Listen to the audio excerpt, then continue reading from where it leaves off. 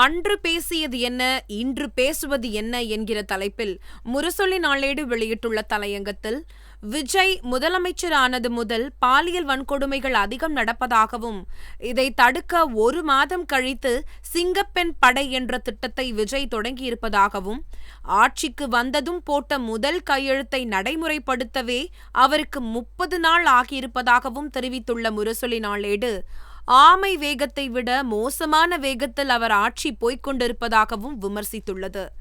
பெண்கள் பாதுகாப்பை பற்றி பேசிய விஜய், இதை தன்னால் தடுக்க முடியாது என்பதையும் அதே கூட்டத்தில் ஒப்புக்கொண்டு விட்டதாக கூறியுள்ள முரசொலி நாளேடு, தனிமனித ஒழுக்கம் குறைந்து விட்டதுதான் இதற்கு காரணம், தனி மனிதர்கள் ஒழுக்கமாக இருக்க வேண்டும் என்று முதலமைச்சர் விஜய் அறிவுரை சொல்லியிருப்பதாகவும் தெரிவித்துள்ளது.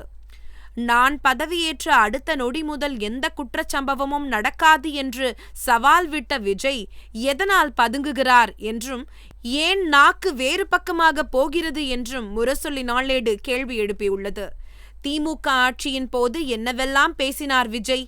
நீங்க ஒழுங்கா ஆட்சி நடத்தியிருந்தால் பெண்கள் பாதுகாப்பு ஒழுங்கா இருந்திருக்கும், சட்டம் ஒழுங்கு ஒழுங்கா இருந்திருக்கும், பச்சை பிள்ளைங்க, படிக்கிற பிள்ளைங்க, சின்ன பொண்ணுங்க, வீட்டில் இருக்கிற பொண்ணுங்க, வேலைக்கு போகிற பொண்ணுங்க, இதுங்க எல்லாருக்கும் நடக்கிற கொடுமைகளை சொல்ல முடியாது சார் என்று சொன்னீர்களே விஜய், இப்போது என்ன நடக்கிறது அவரது ஆட்சியில் என்று முரசொலி நாளேடு வினவியுள்ளது. திமுக ஆட்சியில் நடந்த சம்பவங்களுக்கு அரசும் முதலமைச்சரும் தான் பொறுப்பு என்று பேசி வெறுப்பை விதைத்த விஜய், இன்று தனது பொறுப்பை தட்டி கழிப்பது ஏன்? தனது கையாலாகா தனத்தை மறைக்க ஊரில் உள்ளவர்கள் அனைவரும் திருந்த வேண்டும் என்று டயலாக்கை மாற்றிக்கொண்டது ஏன் என்றும் முரசொலி நாளேடு காட்டமாக விமர்சித்துள்ளது. ஸ்ரீவைகுண்டத்தை சேர்ந்த விஜய் ரசிகைக்கு தாவேக பெண் உறுப்பினருக்கு தாவேக நிர்வாகிகளாலும் அதற்கு ஸ்ரீவைகுண்டம் தாவேக சட்டமன்ற உறுப்பினர் சரவணன் துணையாக இருந்ததையும் தமது தலையங்கத்தில் முன்பே எழுதியிருப்பதை முரசொலி நாளேடு சுட்டிக்காட்டியுள்ளது. மார்க்சிஸ்ட் கம்யூனிஸ்ட் கட்சியை சேர்ந்த முன்னாள் சட்டமன்ற உறுப்பினர் பாலபாரதி தாவேகாவின் முகத்திரையை ஒரு குட்டி ஸ்டோரியை சமூக வலைதளத்தில் எழுதியிருப்பதாக தெரிவித்துள்ள முரசொலி நாளேடு, அதில் பாதிக்கப்பட்டவர் ஓர் இளம்பெண், தாவேகாவை சேர்ந்தவர், அவரிடம் பாலியல் குற்றம் புரிந்தவர்கள் குற்றவாளிகள், அவர்களும் தாவேகாவை சேர்ந்தவர்கள், இந்த குற்றவாளிகளை கேரளாவில் மறைத்து வைத்தவர் ஒரு எம்எல்ஏ, இவர் தமிழ்நாட்டை சேர்ந்த தாவேக எம்எல்ஏ, பாதிக்கப்பட்ட பெண்ணுக்கு நியாயம் கேட்டு போராடியது ஜனநாயக மாதர் சங்கம், குற்றவாளிகளை கைது செய்தது தாவேக அரசாங்கம். நல்லது, இதுவரை இது ஒரு நீண்ட தொடராக நினைத்து படித்திருப்பீர்கள். ஆனால் பாருங்கள், பாலியல் குற்றவாளிகளாக மாறியவர்களை தாவேகாவிலிருந்து அக்கட்சி நீக்கவில்லை. அவர்களை பாதுகாத்த தாவேக எம்எல்ஏ மீதும் நடவடிக்கை இல்லை. அடடா என கவலைப்படுகிறீர்களா? படாதீர்கள். அதற்கு பதிலாக பாதிக்கப்பட்ட அப்பெண்ணை தாவேகாவிலிருந்து நீக்கியுள்ளார்கள். இது யார் சொன்னது? அந்த பெண்ணேதான். ஊர் ஸ்ரீவைகுண்டம், பெயர் சரவணன், எம்எல்ஏ, தாவேகா. இது ஒரு குட்டி ஸ்டோரி அல்ல, குட்டீசுகளுக்கான ஸ்டோரியும் அல்ல.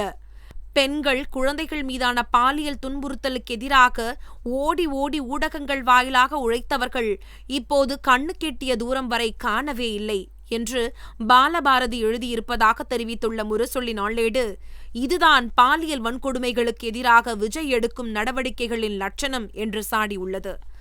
பாதிக்கப்பட்ட பெண் குற்றம் சாட்டும் ஸ்ரீவைகுண்டம் எம்எல்ஏ மீது நடவடிக்கை எடுக்காத விஜய்க்கு சிங்கப்பெண் பாதுகாப்பு படையை தொடங்க அருகதை உண்டா? யார் பாதிக்கப்பட்டாரோ அந்த பெண்ணுக்கு ஆறுதலாக இருந்துள்ளாரா விஜய்? இல்லை என குற்றம் சாட்டியுள்ள முரசொலி நாளேடு, தன்னிடம் முதலமைச்சர் விஜய் பேச வேண்டும் என்று அந்த பெண் சொல்லி இருப்பதாகவும், இதுவரை விஜய் பேசவில்லை என்றும் தெரிவித்துள்ளது. இந்த விவகாரம் அமைச்சர்கள் ஆனந்த், ஆதவ் அர்ஜுனா ஆகிய இருவருக்கும் சொல்லப்பட்டுள்ளதாகவும், அவர்கள் இருவரும் சேர்ந்து அந்த பெண்ணை கட்சியை விட்டு நீக்கிவிட்டதாகவும், இதை பார்க்கும்போது இந்த ஆட்சியில் யார் முன்வந்து புகார் கொடுப்பார்கள் என்றும் முரசொலி நாளேடு ஆதங்கம் தெரிவித்துள்ளது. ஸ்ரீவைகுண்டம் எம்எல்ஏவை சுதந்திரமாக நடமாட விட்டுவிட்டு தனிமனித ஒழுக்கம் குறித்து பாடம் எடுக்கலாமா?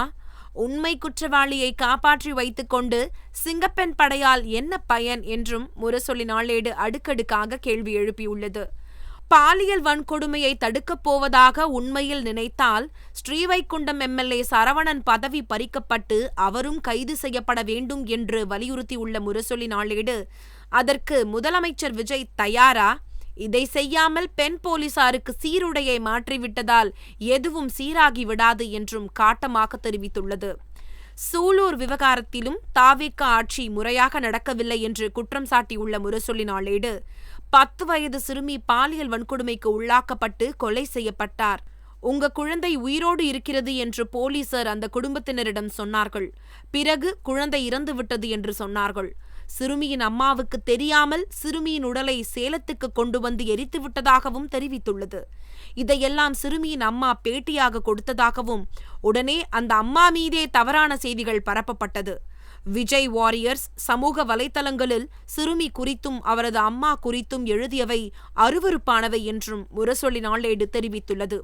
என்னை பத்தி வரும் விமர்சனங்களை நீங்க பார்த்துக்கோங்க என்று திருச்சி கூட்டத்தில் முதலமைச்சர் விஜய் பேசியதாகவும், அவரது தூண்டுதலால் ஆசீர்வாதத்தால் அந்த குடும்பமே கொச்சைப்படுத்தப்பட்டதாகவும் தெரிவித்துள்ள முரசொலி நாளேடு, இதையெல்லாம் பார்த்து யாராவது புகார் கொடுக்க முன் வருவார்களா என்றும் வினவியுள்ளது.